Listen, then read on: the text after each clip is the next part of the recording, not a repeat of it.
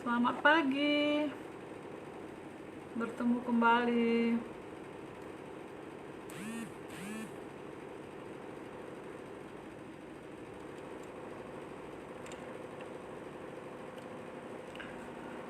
Baik, mari kita membuka Alkitab kita kembali. Kita membaca untuk hari ini ya. Kita merenungkan kembali firman Tuhan.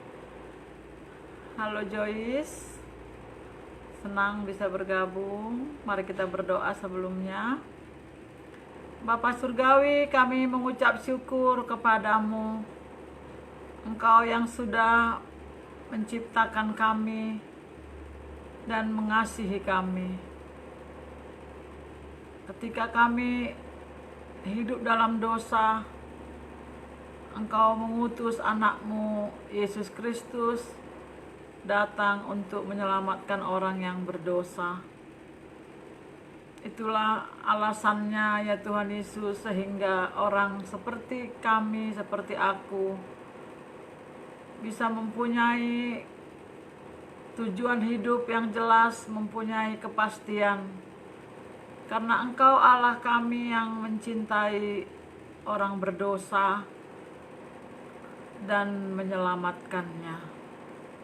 Terima kasih ya Tuhan Yesus, karena Engkau rela menderita supaya orang berdosa bisa diselamatkan. Terima kasih untuk pengorbanan-Mu di kayu salib. Darah-Mu tercurah untuk mengampuni dosa kami. Kiranya Roh-Mu yang kudus menolong agar semakin banyak orang mengerti dan menerima salib-Mu itu ya Tuhan Yesus. Penderitaan-Mu itu yang menyelamatkan dosa kami. Terima kasih Tuhan Yesus, berkati pembacaan firman Tuhan agar kami bisa mengerti. Dalam nama-Mu kami berdoa. Amin. Saudara-saudara yang dikasihi oleh Tuhan Yesus, ada Tua Rose. Kami sangat rindu. Mari kita membaca hari ini dari Injil Lukas.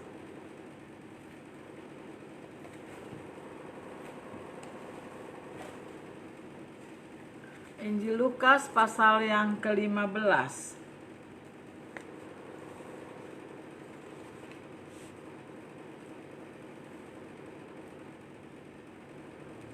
Injil Lukas pasal 15 ini ada 3 perumpamaan yang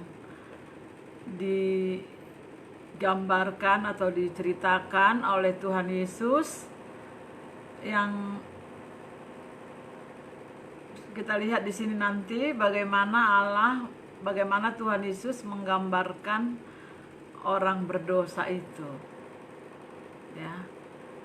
Tuaha dohita di patudos, kepada apakah kita digambarkan? Orang berdosa itu digambarkan Tuhan Yesus. Mari kita lihat ya. Yang pertama, orang berdosa itu diibaratkannya seperti domba yang hilang. Ya, domba yang hilang. Saya baca dulu perikop pertama ini, domba yang hilang. Para pemungut cukai dan orang-orang berdosa biasanya datang kepada Yesus untuk mendengarkan Dia. Ya, jadi waktu Tuhan Yesus di bumi, datang orang-orang berdosa. Ya, pemungut cukai, orang-orang berdosa. Orang-orang berdosa yang biasanya datang mendengarkan khotbah Tuhan Yesus. Ya. Maka bersungut-sungutlah orang-orang Farisi dan ahli-ahli Taurat. Katanya, ia menerima orang-orang berdosa dan makan bersama-sama dengan mereka. Ya. Orang Farisi dan ahli Taurat ini orang-orang yang tahu firman Tuhan, ya, yang menganggap dirinya tidak berdosa, yang menganggap bahwa dia mengenal Allah, ya. Dia mengejek Tuhan Yesus. Apa katanya? Ia menerima orang-orang berdosa dan makan bersama-sama dengan mereka. Ya. Mungkin mereka curiga tentang Yesus. Kalau memang dia ini seorang nabi, kalau dia ini memang orang benar, ngapain lu berteman dengan orang-orang berdosa, pemungut-pemungut cukai? Tapi apa jawaban Tuhan Yesus dengan kritikan dari pihak orang-orang yang merasa dirinya baik, ya? Lalu ia mengatakan perumpamaan ini kepada mereka. Jadi nanti 3 perumpamaan ini adalah jawaban Tuhan Yesus kepada orang-orang yang mengkritik dia, yang mengatakan, kenapa engkau berteman dengan orang berdosa, ya, dan orang-orang jahat, ahli Taurat. Ayat 4, inilah jawaban Tuhan Yesus. Siapakah di antara kamu yang mempunyai 100 ekor domba, dan jikalau ia kehilangan seekor di antaranya, tidak meninggalkan yang 99 ekor di padang gurun, dan pergi mencari yang sesat itu sampai ia menemukannya. Tuhan Yesus mengatakan, membuat perumpamaan itu, siapa di antaramu yang punya domba 100 ekor, kalau hilang satu, kau tak mencarinya? Orang berdosa itu diibaratkan Tuhan adalah dombanya yang hilang. Domba yang hilang dicari oleh Tuhan Yesus. Untuk itulah dia datang, untuk mencari dombanya yang hilang. Iya. Dan kalau ia telah menemukannya, ia meletakkannya di atas bahunya dengan gembira. Dan setibanya di rumah, ia memanggil sahabat-sahabat dan tetangga-tetangganya serta berkata kepada mereka, bersukacitalah bersama-sama dengan aku, sebab dombaku yang hilang telah kutemukan. Dombaku yang hilang telah kutemukan. Dia akan mengajak sahabat-sahabatnya, ya, teman-temannya. Dikatakan tadi di sini, dan setibanya di rumah, setelah si gembala domba tadi menemukan dombanya yang hilang, dia akan memanggil sahabat-sahabatnya. Jika memang orang Farisi atau ahli Taurat adalah umat Tuhan, ya, karena mereka setiap hari beribadah, mereka tiap hari, ya, 24 jam terus ada persembahannya kepada Tuhan. Seharusnya ketika Tuhan Yesus bergaul dengan orang-orang berdosa itu kan seharusnya seorang sahabat senang, ya, karena dia mengenal, oh ini juru selamat. Tapi karena mereka tidak mengenal Tuhan Yesus, ya, dan dia tidak tahu bahwa tujuan Tuhan Yesus datang adalah mencari dombanya yang hilang. Iya. Jika saudara adalah orang berdosa, saudara dicari. Dia tidak mengabaikan walau 1 ekor. Yang saya mengerti adalah bahwa memang berkumpul di rumah ibadah seperti ahli Taurat dan orang-orang Farisi itu baik. Tapi pelayanan pribadi, menginjili orang berdosa 1 orang saja, itu adalah tugas gembala. tugas kita. Berhentilah langsung berpikir bahwa kita harus buat KKR besar-besaran, ya. Cobalah hari ini berdoa untuk satu orang dombanya yang hilang. Ya, ketika kita tidak bisa berkumpul di kandang kita, mungkin ada satu domba yang harus kita cari. Ya, berulang kali dalam Alkitab, Tuhan Yesus selalu menunjukkan ini. Berbondong-bondong orang datang mengikuti dia, tetapi Zakheus yang sendirian di atas pohon dicarinya. Ya, kalau kita melihat Matius pasal yang ke-15 ini, itu pasal 14-nya, ya pasal 14-nya itu yang perikop terakhir ya, adalah perumpamaan tentang orang-orang yang berdalih. Semuanya diundang ke pesta di surga itu, tapi tidak ada yang mau, banyak sekali alasan. Makanya hari ini orang berdosa itu didatangi oleh Tuhan Yesus. Dia berteman dengan orang-orang yang dianggap oleh orang Farisi bukanlah orang yang layak untuk ditemani oleh Tuhan Yesus. Dia merasa dirinya layak. Kalau memang dia layak, dia kenal Tuhan, seharusnya dia setuju jika Tuhan berteman dengan orang-orang berdosa itu. Tapi karena dia tidak mengerti itu ya, mungkin dia punya paham, janganlah berteman. Ya, pergaulan yang buruk merusakkan kebiasaan yang baik. Ya, sehingga kenapa dia berkawan, atau memang karena mereka membeda-bedakan manusia.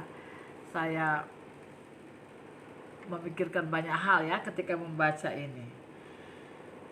Iya, namun sukacita seorang pemilik kawanan domba, ketika dombanya hilang, dia pergi mencari domba yang hilang itu, walaupun hanya satu.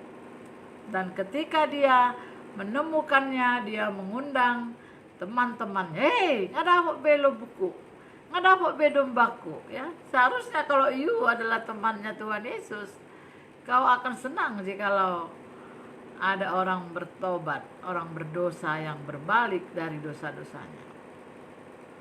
Bukan malah membuat banyak sekali protes ya, banyak sekali peraturan.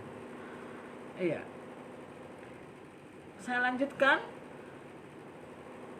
Aku berkata kepadamu, ayat 7, demikian juga akan ada sukacita di sorga karena satu orang berdosa yang bertobat, lebih daripada sukacita karena 99 orang benar yang tidak memerlukan pertobatan. Ya, di sini aku agak sedikit terkejut. Tuhan Yesus ini buat perumpamaan agak susah-susah dimengerti ya.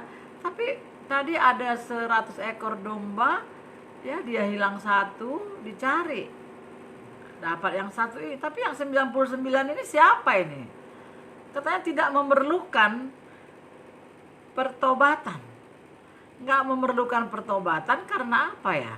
Karena udah bertobat, bisa jadi ya, atau memang dia merasa dirinya benar. Jadi lebih berharga yang satu orang yang hilang daripada 99 yang tidak peduli. Ya, dia memang sudah masuk ke dalam kandang. Ada yang terhilang di kandang sendiri. Ada yang terhilang walaupun sudah di dalam gereja. Jangan langsung diam. Ya, saya pernah satu hari di salon atau di mana ya sama Mama Joyce. Lalu dia mau mencoba menginjili seorang ibu-ibu. Ya, satu suku lah sama dia. Terus ibu-ibu itu cerita, "Oh, aku udah ikut gereja ini ya," kayak gereja apa gitulah. Terus si Cici ini langsung diam. Saya main mata. Gereja bukan jaminan loh. Maksudnya kalau udah masuk kandang gereja udah pasti selamat? Tanya baik-baik. Gara-gara apa lu masuk gereja? Memang gara-gara kenal sama Tuhan Yesus? Atau karena situasi? Karena kau menikah sama orang Kristen? Ya. Tapi tanpa pengenalan ya. Kalau ini tadi jelas sekali orang-orang yang sudah di dalam gereja itu merasa dirinya benar. Ngapain Tuhan Yesus bergaul dengan orang-orang perempuan-perempuan pelacur, ya, pemungut cukai, kayak kami dong. Kami orang benar. Tapi apa kata firman Tuhan hari ini dalam ayat 7? Aku berkata kepadamu, demikian juga akan ada sukacita di sorga karena satu orang berdosa. Satu orang berdosa yang bertobat lebih daripada sukacita karena 99 orang benar yang tidak memerlukan pertobatan.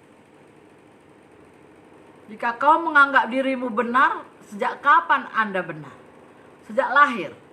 Oh, aku dari lahir Kristen. Dibaptis dari mulai kecil. Udah ikut ini, udah ikut itu, udah ikut ini. Tidak ada jaminan di situ. Jika engkau merasa dirimu benar, Alkitab berkata bahwa Tuhan Yesus datang mencari orang berdosa. Sadarkah kita orang berdosa? Maukah engkau ditemukan oleh Tuhan Yesus? Memang Tuhan Yesus, memang gereja adalah tempat mendengar firman Tuhan. Tapi pergi ke gereja tidak jaminan, tidak jaminan. Tanya baik-baik. Ya. Apakah jika aku sudah pergi, tanya sama pendetamu. Ya, kalau aku udah ikut ini, udah sumbang ini, sumbang itu, udah ikut ini, upayakan ini, apakah itu jaminan? Bagaimana dengan dosa kita ini? Jangan-jangan kita seperti 99 yang merasa dirinya benar dan tidak memerlukan pertobatan. Itulah yang dikatakan oleh Tuhan Yesus hari ini. Lebih berharga satu orang berdosa yang menyadari dosanya daripada 99 yang kumpul-kumpul tapi dia tidak memerlukan pertobatan. Dosanya ditutupi dengan jubah yang panjang-panjang, pakaian yang mahal-mahal, makeup yang tebal-tebal, persembahan yang banyak-banyak. Itu tidak ada jaminan untuk pengampunan dosa. Yang sadar, jika kita sadar bahwa kita orang berdosa, kita datang kepada Tuhan Yesus. Dialah jalan ke surga, bukan kekayaan jalan ke surga. Bukan persembahan jalan ke surga. Memang orang yang tahu Tuhan Yesus dan tahu jalan ke surga, pasti dia memberi persembahan kepada Tuhan. Tapi memberi tanpa pengakuan dosa. Baik, itulah perumpamaan yang pertama. Saya lanjut ya. Berarti orang berdosa tadi diibaratkan Tuhan Yesus seperti dombanya yang hilang. Domba yang hilang dicari oleh gembala. Yang kedua, Tuhan Yesus mengibaratkan lagi orang berdosa itu seperti ini. Ayat perikop yang kedua, ayat 8. Atau perempuan manakah yang mempunyai 10 dirham, dan jika ia kehilangan satu di antaranya, tidak menyalakan pelita dan menyapu rumah serta mencarinya dengan cermat sampai ia menemukannya. Dan kalau ia telah menemukannya, ia memanggil sahabat-sahabat dan tetangga-tetangganya serta berkata, bersukacitalah bersama-sama dengan aku, sebab dirhamku yang hilang itu telah kutemukan.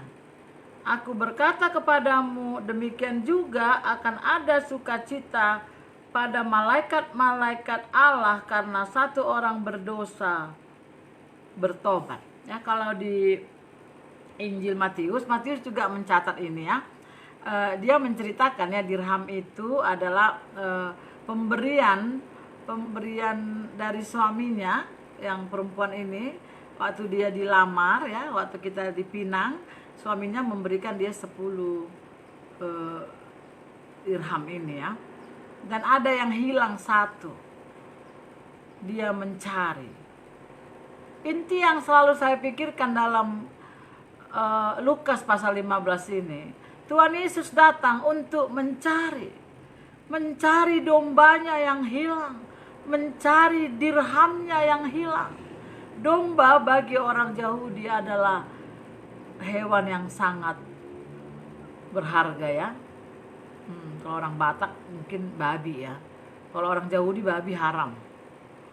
Domba, pada acara-acara mereka, persembahan mereka domba. Jadi kita disamakannya dengan domba yang hilang. Bahkan Tuhan Yesus sendiri disebut domba ya. Lihatlah anak domba Allah yang menghapus dosa dunia. Disamakannya aku dengan domba. Kalau hilang aku dicari. Yang kedua, disamakannya orang berdosa itu seperti dirham bagi seorang perempuan. Jika hilang dicari sampai dapat. Di mana cincinku itu ya? Di mana cincin emasku itu yang dibelikan kemarin waktu lamaran itu ya? Kita biasanya kan selalu ingat itu ya. Kalau ada hal-hal yang indah ya, yang kita dapatkan dulu waktu kita mau menikah, simpan. Engkau dianggap berharga. Kau dirham. Bahkan ketika hilang pun tetap dicari.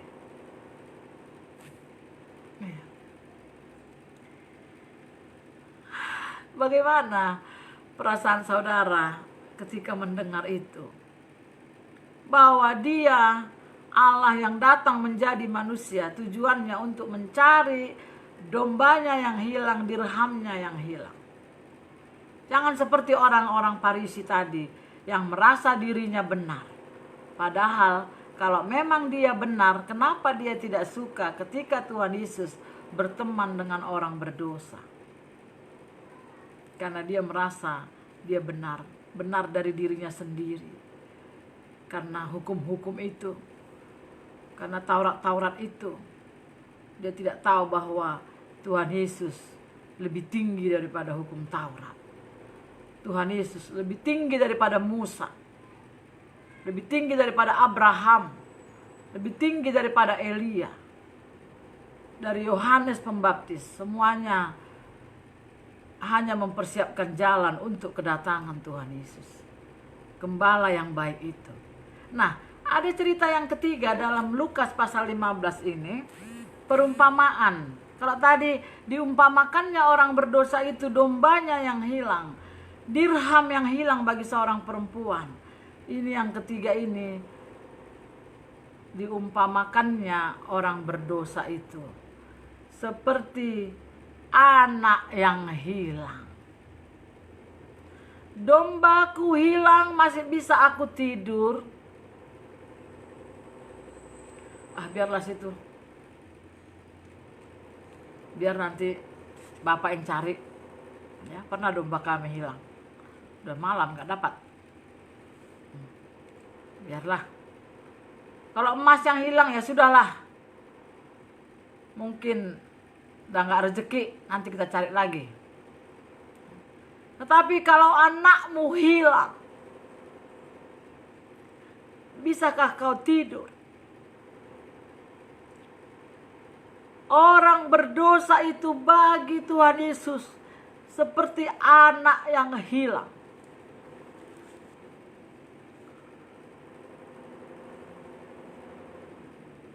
Saya pernah punya kenalan seorang Namboru ya, Boru Huta Barat. Anaknya pernah hilang. Puji Tuhan, ku dengar sudah dapat ya. Lama.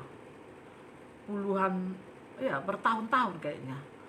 Dibawa orang, entah ke Aceh, entah kemana itu. Ya. Kalau Anda punya anak, Anda akan tahu. Anak kita sakit aja kita udah tahu rasanya kayak mana. Bagaimana kalau anak itu hilang, nggak tahu kemana. Ya. Tapi justru yang berbeda kulihat di sini adalah ketika domba itu hilang, gembala pergi mencari. Ketika dirham itu hilang, si perempuan itu mencari dengan mengambil lampu dengan serius dicarinya terus. Tetapi anak yang hilang, perumpamaan anak yang hilang ini nggak dikatakannya bahwa ayahnya pergi mencari. Dia menunggu. Anak pasti tahu pulang. Jika kita memang anak yang hilang, kembalilah. Tapi jika engkau memang masih domba yang terhilang, engkau akan dicari. Anak yang hilang itu yang saya mengerti adalah yang sudah mengenal. Sebenarnya ahli-ahli Taurat ini, orang-orang Farisi ini kah anak yang hilang itu? Yang sudah tahu hukum Taurat, yang tiap hari memberi persembahan. Engkau ditunggu untuk pulang. Dia menuntut hak. Anak yang hilang, ada anak yang hilang pergi keluar rumah. Ada pula anak yang hilang tapi tinggal di rumah. Bagaimana itu ya? Ada dua kan anaknya, ada dua orang anak bapak ini. Yang satu menuntut haknya. Mari harta. Sebagian dari harta itu. Aku mau pergi. Ya boleh-boleh aja sih orang pergi ya. Mau merantau, mau mengembangkan bisnis, mau berhasil di negeri orang. Tapi ini tidak. Dia mau bebas. Tidak mau diatur oleh bapaknya lagi. Ya, yang seperti itu, yang sudah pernah kenal Tuhan Yesus, yang katanya sudah menerima Tuhan Yesus, tapi tidak mau lagi diatur Tuhan, apa akhirnya? Kembalilah kepada Allah. Tapi mungkin ada proses ya. Bagaimana proses anak yang hilang ini?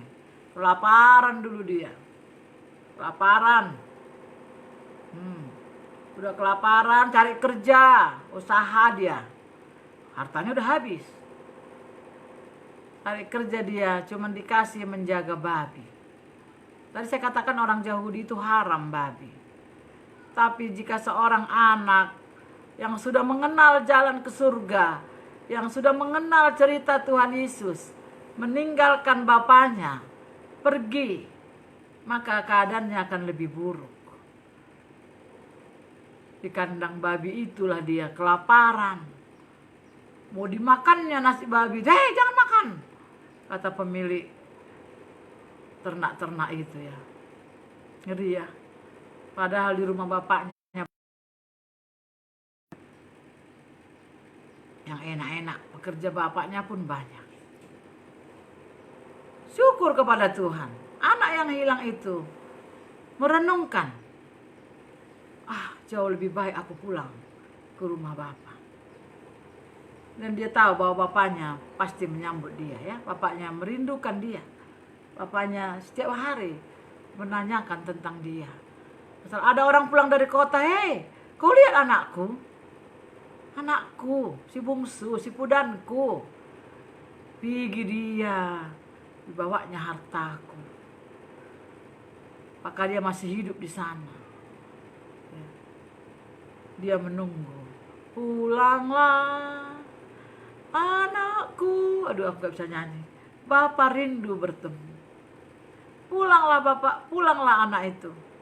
Ya, ketika datang kesadaran, dia melangkah. Disambut oleh bapaknya. Ya, kami dulu punya dosen Pak David Seng ya. Itu dia sangat bagus membuat ilustrasinya. Dibilangnya orang Yahudi kan bajunya panjang-panjang ya. Tapi bapak ini orang terhormat, orang kaya. Walaupun hartanya udah dibawa separuh, dia masih kaya. Ketika dilihatnya dari jauh anaknya datang, diangkatnya lah sarungnya itu, bajunya, jubahnya yang panjang itu. Pantang itu katanya. Kata Pak David Seng itu, pantang orang terhormat mengangkat jubahnya itu. Tapi karena melihat anaknya ini pulang, gak lagi diperhitungkannya itu adat istiadat itu, budaya-budayanya itu. Dikejarnya anaknya, padahal anaknya pulang dalam keadaan bau kotoran babi ya, dari kandang babi, miskin, tapi dipeluknya. Bukan hanya itu, ketika anak itu pulang, dikasih cincin, dikasih jubah yang baru. Tapi ada anak yang terhilang satu lagi, terhilang di rumahnya sendiri. Ada orang yang terhilang di dalam gereja. Udah berkhotbah dia. Khotbahkannya surga. Tapi waktu kita ditanya dia, ngulu mate ho tu dia doh. Dah harung mabotoi katanya. Dah harung mabotoi, ngosol tu surgoi, datang boto-botoi. Yang penting sehat-sehat tidak. Unang hona corona. Corona kan bukan kucukan. Dan kalau kena corona pun bukan berarti nggak bisa masuk surga. Kalau udah selamat oleh darah Yesus, sakit apapun tak masalah. Ya. Ada yang terhilang di rumahnya sendiri. Itulah anak sulung. Dia jealous, iri dia. Nah kali dia, kan kira-kira gitu tadi orang-orang Farisi itu ya. Mereka nggak suka melihat Yesus berteman dengan orang-orang yang pemungut cukai.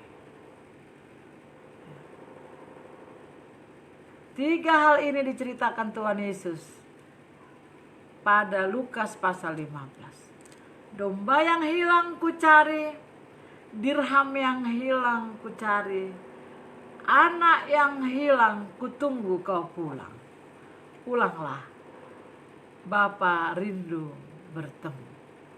Baik yang di rumah, yang sulung, janganlah iri. Seharusnya engkau seperti teman-teman gembala itu. Kalau domba itu ditemukan kembali, berpestalah mereka. Karena dirham itu ditemukan kembali, terjadilah sukacita. Demikianlah sukacita di surga kalau orang berdosa kembali ke jalan yang benar. Jalan yang benar itu adalah jalan yang sempit. Itulah Tuhan Yesus sendiri. Anak yang hilang itu pun ditunggu, disambut jika engkau pulang. Kasih Allah yang menanti, kembalilah. Entah yang manapun saudara, entah si dirham, entah si domba, atau si anak bungsu. Pulanglah, datanglah pada Tuhan Yesus. Baik, kalau kita sahabat-sahabat Tuhan Yesus, berbahagialah jikalau sahabatmu berbahagia. Jika dia pergi mengabarkan Injil dan ada orang yang bertobat, turutlah berbahagia. Janganlah iri hati jika orang berdosa itu disambut oleh Tuhan Yesus. Baik, senang bisa bertemu dengan saudara-saudara hari ini. Marilah kita berdoa. Kita mohon pada Tuhan kiranya virus corona ini cepat teratasi sehingga kita bisa beraktivitas kembali. Mari kita berdoa. Tuhan Yesus, kami bersyukur kepadamu karena kami tahu bahwa Engkau datang untuk mencari kami orang yang berdosa. Kami bersyukur kepadamu ya Tuhan Yesus. Tak kau tolak orang berdosa itu. Bahkan kau datang dari surga. Bahkan harus menderita di kayu salib untuk menebus dosa kami. Kasihanilah kami ya Tuhan. Kiranya jikalau ada orang yang mendengar suaramu, mendengar firman-Mu, biarlah hatinya bisa bertanya, apakah dia sudah yakin dosanya diampuni oleh Tuhan Yesus? Apakah kami sudah bertemu dengan Engkau ya Tuhan Yesus?